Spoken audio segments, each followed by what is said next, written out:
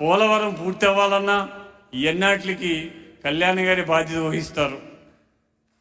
ఖచ్చితంగా మనం అభివృద్ధి చేస్తాం. కళ్యాణ్ గారి ఆధ్వర్యంలో మనమందరం కూడా బ్రహ్మాండంగా పనిచేద్దాం. మీరందరూ దయచేసి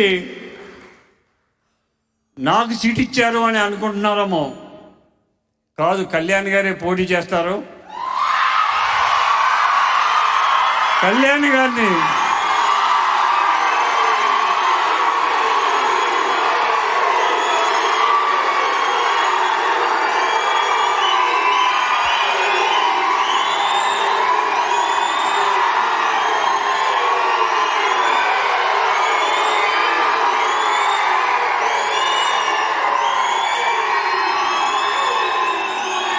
పోటీలో గెలిపించి 2029లో మనం ముఖ్యమంత్రిని చేయాలి కళ్యాణ్ గారిని. అది నా ఆశయం. ఆ ఆశయం కోసం నిరంతరం నేను కృషి చేస్తాను. నేను 3 టర్మ్స్ ఎంత కష్టపడి పనిచేశానో అంతకన్నా ఎక్కువ కష్టపడి పనిచేసి మనం కళ్యాణ్ గారి నాయకత్వాన్ని బలపరుద్దాం. మరి ఈరోజు మీరు వచ్చినందుకు మీ అందరికీ పేరు పేరు నా హృదయపూర్వక నమస్కారం. నాకు చాలా ఆశ్చర్యంగా ఉంది.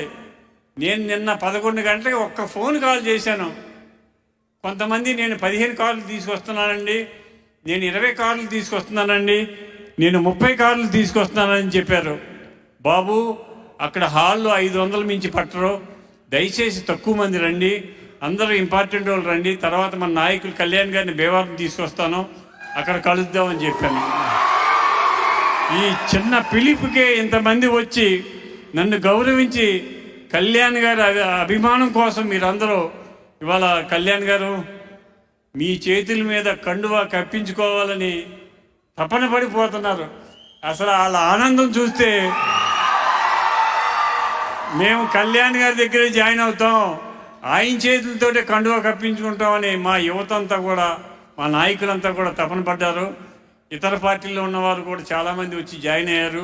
వారందరికీ కూడా అభినందనలు తెలియజేస్తూ, మరి ఈరోజు నాకు ఈ అవకాశం ఇచ్చి నన్ను గౌరవించి మీరందరూ వచ్చినందుకు మీ అందరికీ పేరు పేరున కృతజ్ఞతలు, నమస్కారాలు తెలియజేస్తూ, మరి నాకు ఈ అవకాశం, అపూర్వ అవకాశం ఇచ్చిన పవన్ కళ్యాణ్ గారిని జీవితాంతం నా ప్రాణం ఉన్నంత వరకు కూడా కళ్యాణ్ గారే నా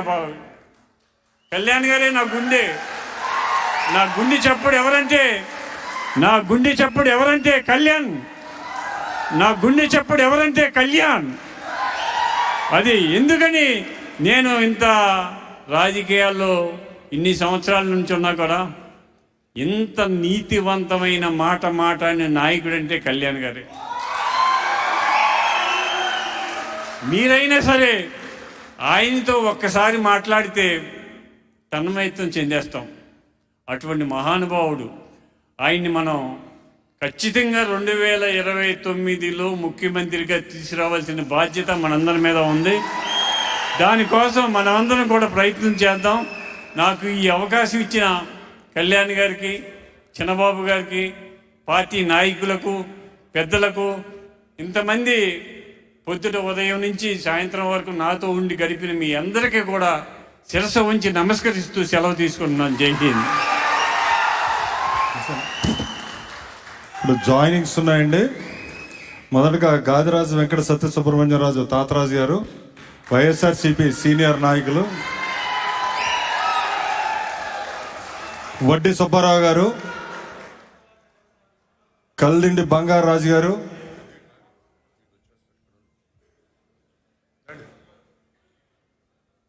చింతలపాటి బంగారాజు గారు,